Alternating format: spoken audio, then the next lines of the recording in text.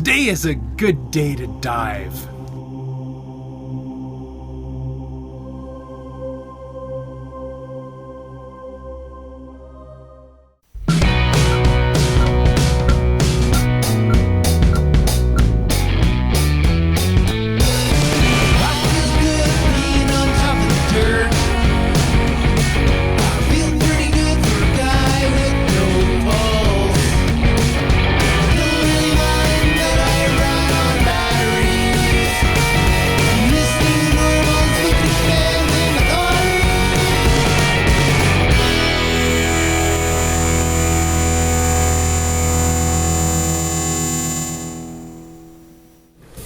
So the scuba diving thing. Oh, that actually started before you actually were implanted. Yeah. So you had the levatronics, the temporary VAD that was hooked up to you. So I would have been in You a were in a coma. coma. I didn't start this. Well, not that I meant to start it, but pretty much they were telling me that you needed the permanent VAD. Okay. And I was like, oh, what does this mean for your life? And so I asked, would he be able to cycle? Probably, to some extent. Well, now we know where he can. What about the hot tub? Would he be able to be in the hot tub? Well, no, because it's an open... Yeah. You're open all the time, so yeah, you can't do that. I'm like, well, what about diving? They're like, no, diving would be out. I'm like, what about in a dry suit? And the doctor pauses, and he's like, well, you'd have to talk to your cardiologist about that at the time. That was my cardiologist. It was your cardiologist, Dr. Buckles. Yeah, okay. Pretty much the day when we started to talk about VADs, she said like, oh, I'm sure he wants to go diving up somehow, and that's a bit okay. I didn't think that it was feasible at that point.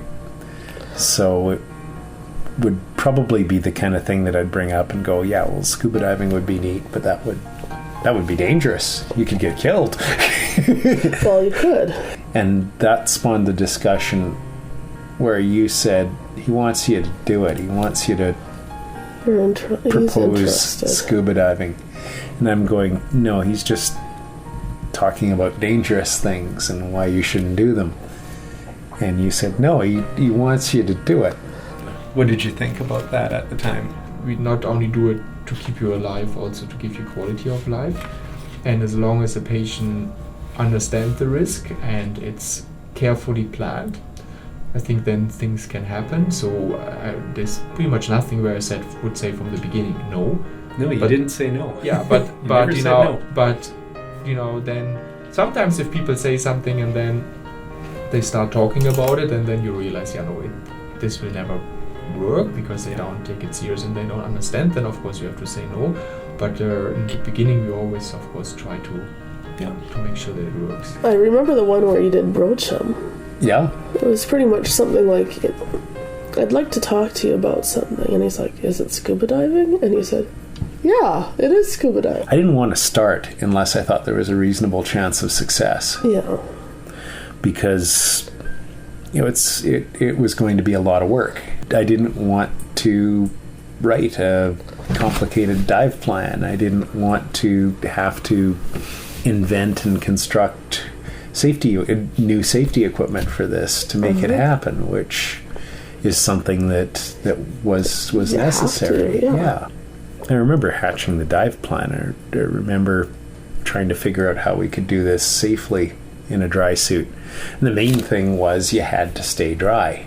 One of the things that I could contribute was a wearable water alarm, since that's going under a lot of gear, and it may eventually go to open water where it's going under even more exposure gear in cold water.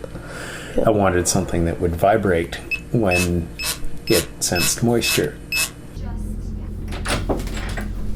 Hello. How are you guys? Good. How's it going? Still need a pen. I'm good. How are you doing? I'm doing really well. Really well. Busy weekend working on some of the technology for the water detector, but got that done. Took the entire weekend, but I'm happy with the results. So that's one more thing out of the way. We've actually got it here. We can show you. while I was out finishing up the electronics for this, Ruth was in Barhead getting the bits for the sensors sewn, so part is good. So it vibrates, it provides an audible warning. I'll just wear it against my person so that if we don't hear the beep, just put it on, like these ones are set up as wrist seals. Just throw this on here, and I'll pass this to you. And just go in here. Yeah. So you will do 2 here, 2 there? My boots are attached, so there's no potential for a leak there. So, Okay. so it gives a pretty good shake too. There's 2 vibration motors in it. So And so how many will you wear? I'm going to wear one on each wrist seal and something around my chest, because typically if I have a neck seal leak, it'll come out of here. The drive line is O-ring sealed. These are sealed. The connections to the batteries are O-ring sealed, but of course the battery clips are definitely a weak link. Yeah. So, I mean, we can bag it up, but chances are everything in here is O-ring sealed and pretty safe. So we would have to bring one of the power supply monitors in the end, especially if there's an issue with the batteries. Yeah. Okay. So there must be, like, we have to plug it in. Yeah. Like, we spoke about, it's not recommended. It's not only not recommended, it's contraindicated. Yeah. So I most likely have to let you sign something. Yeah. Okay. Just that you do it on your own. Mm-hmm. You know the risk that you do it on your, not with doctor recommendation, but you do it on your own risk. Yeah. Just for us, for the hospital. Yeah. And then we, I know that I think you were planning this week or next week. I'm not sure if this is from the manpower realistic, I have to say. December is always very busy, of course, with like you before Christmas. And a lot of the coordinators are not here. They go on trips on vacation. She's going away. So, and I need at least one more coordinator with me if we do it, yeah? So I think realistically, it would be better if you could planning in January. What? Yeah, I didn't like that. I'd met with the VAD team a week before, and I thought the date was confirmed. Because normally January it's always less busy with all the things going on. Because We've gone a fair ways down the road to book this if we can do it. I don't think Wednesday was the plan. Yeah. But like I said, I'm not sure if a coordinator is available on Wednesday. That's the issue. We did a case yesterday, and we're just doing another big case today. It's very busy right now. That's and that's always for us. We never know. You never know how busy it is in the end. And I have to find a day where I'm also not on call, so that I'm really available if something happened. Otherwise I'm stuck in the hospital. Everything has kind of come together up to this point. If we could pull it off, we spoke about it on Tuesday, and the shop has the space available too. So it's what time was it on Wednesday? You guys said 8:15 in the evening. Yeah. At Strathcona Pool. Yeah, let me talk to Cyrus, and then we will let you know. I just need somebody who comes with me. Yeah. And then Laura has to get the forms too, but this one we can sign before. Okay. And then we can go from there. So how deep is the pool? How deep do you want to go down? This is a pretty shallow pool. It's only 10 feet at maximum depth, and about the closest you can get is about 9.5 feet, and that's adequate to do the tests that we want to do. The dry suit is going to be, just because it reacts to the pressure, it's going to be more prone to leak at shallower depths than deeper. Yeah. It's definitely deep enough to do any of the skills that I want to try out. Yeah. So it's adequate for a first test. All right, perfect. So let me talk to Cyrus then, and then they will let you know later. Okay. And the other question we have is, are you wanting to get in the water with Larry? And It's if up to you guys. If know, you like- do, then do you Yeah. need anything to Yeah, because we're going to dive take with? care of your Yeah. needs at the shop and Yeah. everything. So Yeah, I have no equipment, like, you know, Okay. because So normally you when need I rig, go, I would yeah. need everything. Okay. Like, mask? That's You no need- problem. everything, yeah. Okay. Because I normally, when I go, because we travel and we rent, and then, okay. because unfortunately Kylie isn't there, because she would be the other diver with us. Oh, you're a diver too? Yeah. Awesome. So, You should come out. but Yeah, if you're available Wednesday. but you know, realistically, I think it's maybe, yeah, I don't know. I have to think about it, because if something happened, then that's why we have to have two people. You know, maybe one Yeah. can go down, but one has to stay upstairs. And if something is to help, and like, you know, you have to be aware of, if we don't get electricity in it because there's water in it, you can pass away. No? Yeah. Yes. You have to be, and that's your own risk in the end. It is. Yeah. The thing about the way a dry suit leaks is, unless you do something foolish like jump in with the zipper open, you will normally have plenty of time to realize that something's going wrong before anything would get to the point Yeah, it's a where slow it would leak. get the equipment wet enough to cause harm, even without this equipment. And with this, it'll alert us a little bit sooner. All right, sounds good. I'll let you know. Sounds great. Thank you. I hope so you much. can do it. Yeah, like it's I more like the that. coordinators really. Like I said, the Christmas time is always also for me. It's very Yeah. busy. It's always a hard time because so much is going on, you know. But I for my side I can make it happen. But if we can put it together, it's one evening, and Yeah. so I'll talk to the shop then. Yeah. Would you want like a wetsuit or anything, or I don't need Okay, that. Just no. okay, Just yeah. Then chances are they'll have everything that we need I in even the have truck. to see if I have, because I lost my swimsuit on the last vacation trip we just went in Alaska. But I think I still have a Speedo somewhere. So There you it's go. on my walls onto that. All right, sounds good. Okay, Thanks, sounds Lisa. good. Yeah, If we you're can do welcome. this, take care. Thank you. We'll see you guys soon. Sounds good. Take care. Thanks. Thank you. See you later.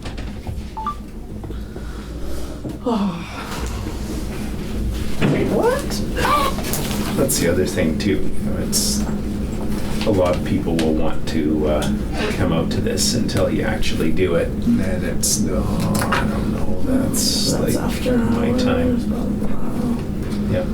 Well, at least he's still on it. Yeah.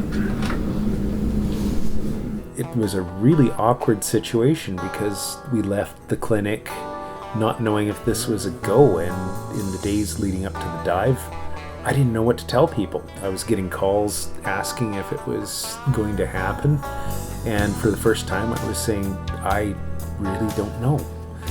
I was putting people on the spot who had offered their time to help, often at their own expense, and now I had no idea whether to tell them to be there or not.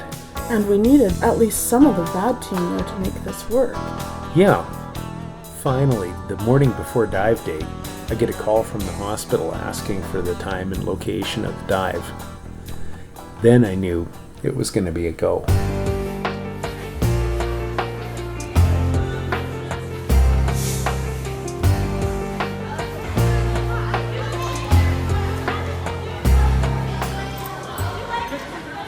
You know what? Initially, when we got there and standing on the pool deck and waiting, I was very calm and thinking, like, oh, this just seems like, you know, we're meeting here for a get together and everything's going to be fine. And we were watching everything and watching Dr. Buchholz get his scuba gear ready. And slowly, as things went on, I think everybody got a little more nervous and a little more excited. And then watching you sit on the edge of the pool and getting ready to jump in, all of a sudden made it much more real. And we kind of all checked it saying, this is really gonna happen. And so when you jumped into the water, we kind of held our breath, and then everything was okay. And then watching you go under the water, we kind of held our breath, and then you just swam away and we didn't see you again for 45 minutes. And that was really incredible to watch that and just see it happen. Nervous at all? No, actually, it feels really good. I'm just relieved that we were able to get to this point. It's been an 8-month process getting to the point of the first dive, so I'm far from nervous. It's just this huge sense of relief that we're actually doing it. What else do you remember about the dive? A lot of people. Number one, there were quite a few people there to make sure you were okay, but number two, there were a lot of people there just to support you. Excited to see you there. That was cool. That was special. really cool. I mean, the entire VAD team came out, which I was honored. Yeah, because, they did this on their off time. Yeah. That's pretty impressive. All our dive buddies came out. Plus Ken, the dive shop owner, was there. I chose to be involved because I think, number one, I wanted to make sure everything went properly. I wanted to make sure you were safe, wanted to be safety, but it's also part of working with people with disabilities. And as a diver all my life, I've heard people say no to people. And I've always looked at the opportunity to say yes. I think when you're considering out-of-the-box ideas or something that might not initially sound like a good idea, it's important to consider our patients' quality of life. We, right at the initial point of assessment, tell all of our patients and their families that they may not be a candidate for VAD if it's not going to improve their quality of life that they're currently sitting in. And we want to make sure that our patients are living a good life and they're getting the most out of the VAD.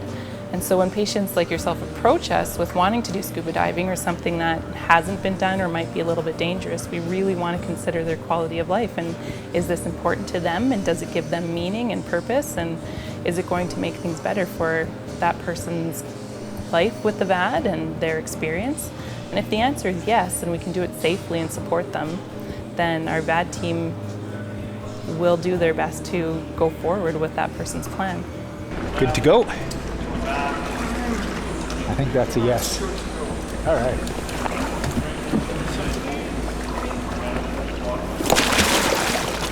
Sweet. Oh, that feels good. I like it. So far, so good. No alarms? Liking it. No alarms yet. Except that. No vibrations. Okay, I'm going to do a weight check. So I'm just going to go down below the surface here and see if I can sink. And if I can't, we're going to attach more lead to me so I can.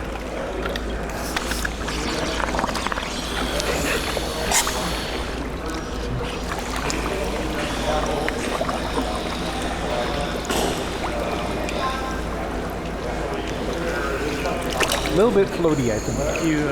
How much air do you have in the suit? Next to nothing.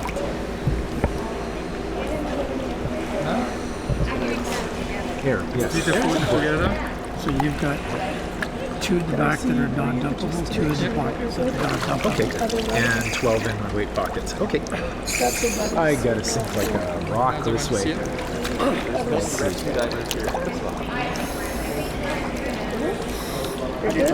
Oh yeah, I'm sinking like a Buick.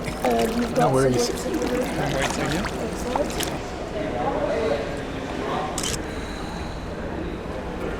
We're good to go.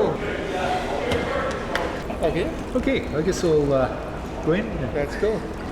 get settled, head for the deep end, and then just try a couple of buoyancy skills.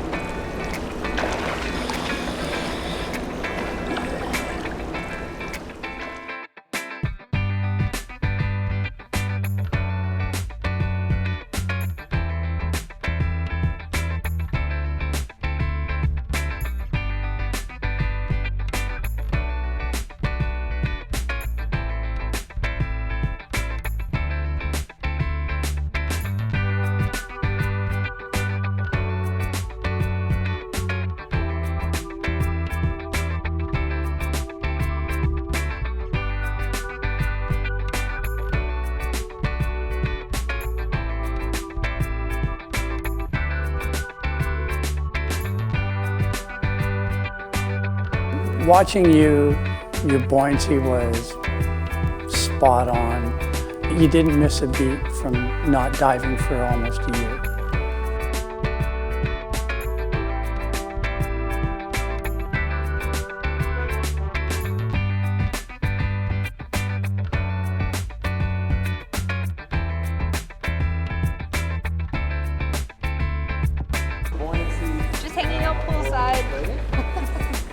it was Miami, you know. But we're doing just as well as Larry. Pool is great. I still think I could have nailed a fin pivot better because the fin pivot was a little bit of a gong show. I had the right amount of weight, but not in the place I wanted it. As it turned out, it was pretty easy to swim, but not easy to get into a position for a fin pivot. So it was just kind of doing this crazy thing that didn't look like anything.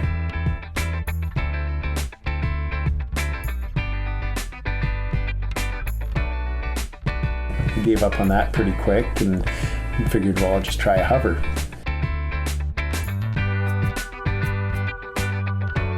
Hover worked great, but on my back, I'd just turtle.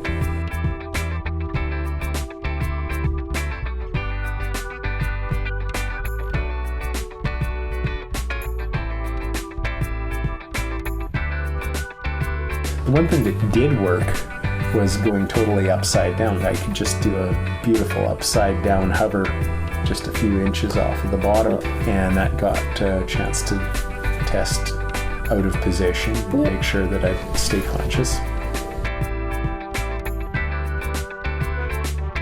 Try to mask removal, flood removal, replacement. No worries, no problems, no trouble, just as easy as it ever was.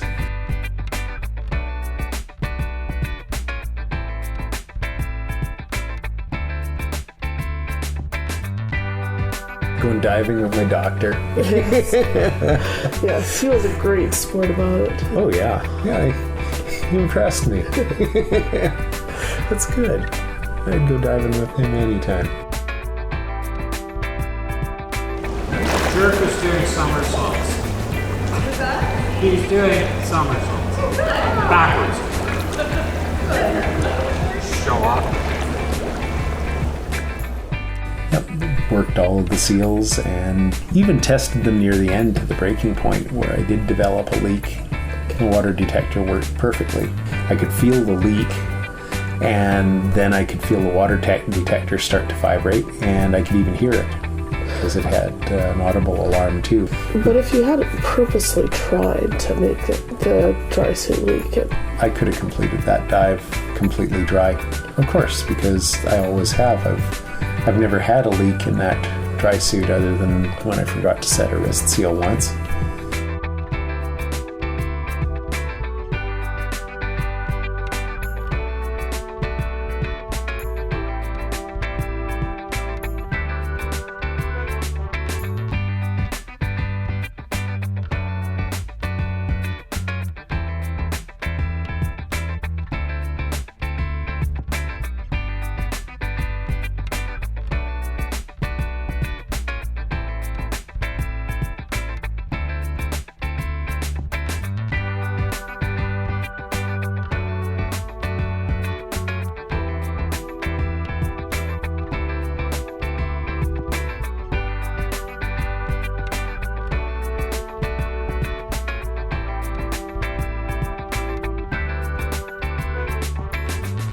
That was fun. Hip hip hooray! Hip hip hooray! Hip hip hooray! That felt so good.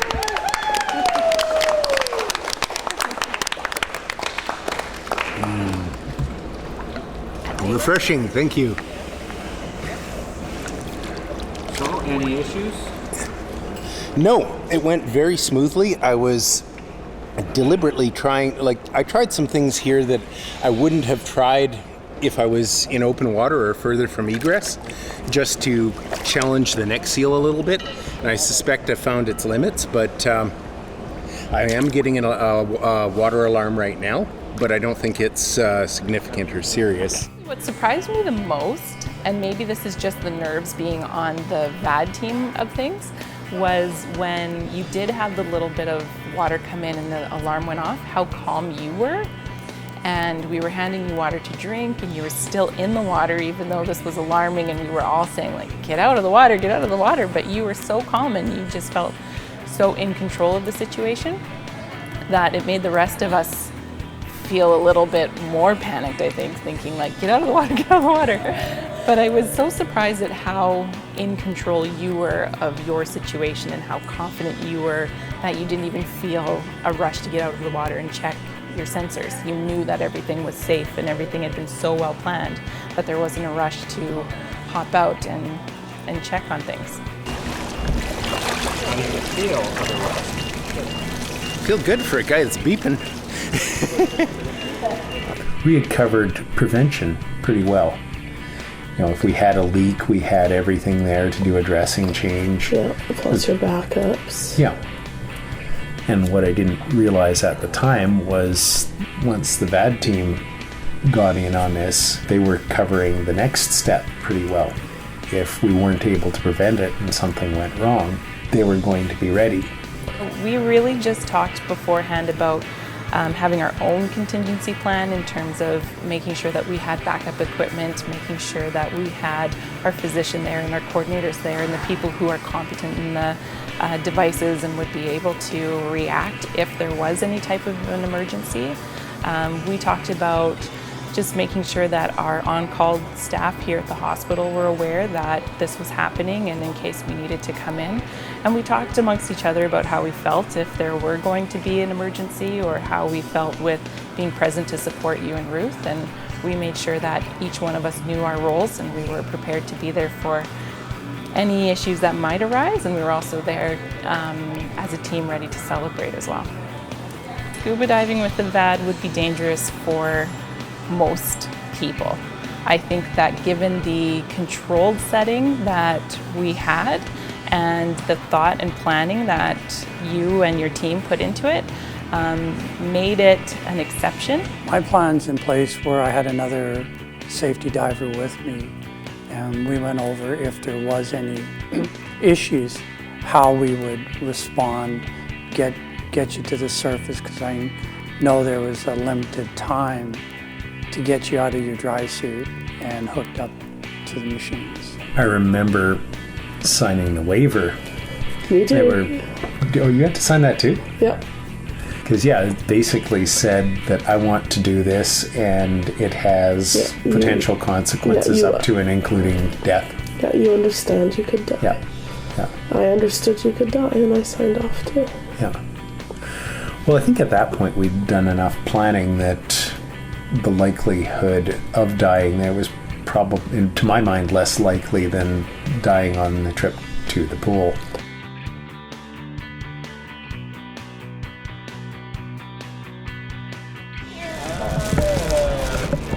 So what do we... One in the start? One during? No, actually one at 8:36, so one before, maybe when you were very excited. So you see, that was probably when I was carrying in that 70-pound bag. Could be, yeah. And some PI events during the day. But none underwater, right? None underwater. Oh, that's good. I knew it. I knew it. That's where I need to be. Yeah, I know. Perfect. Good job, Larry. First VAD patient diving worldwide ever. Yes. I think you kind of have to.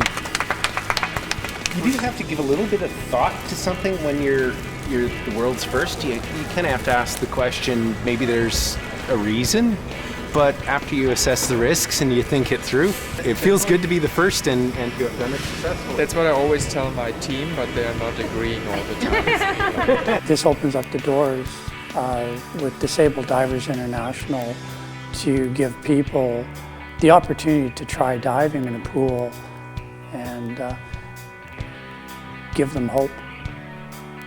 The possibilities are endless. We need to have a brave team of people who can open those doors and go for it. And I don't know if this is going to really be accepted globally within the VAD programs, but I think being there as part of a world's first is really important to say that you're there for your patients and you're supporting them, and tracking something like this is incredible. I'd like to see you back in the pool a couple more times and then do an open water dive. Show that it can be done.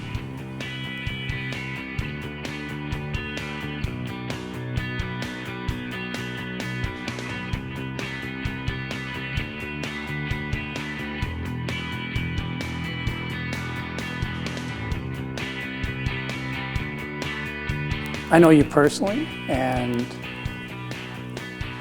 I knew you'd do really well because I know your history, I know your approach to scuba. And so, yes, I was worried, but no, I wasn't. It's one of those things I knew you had everything planned out.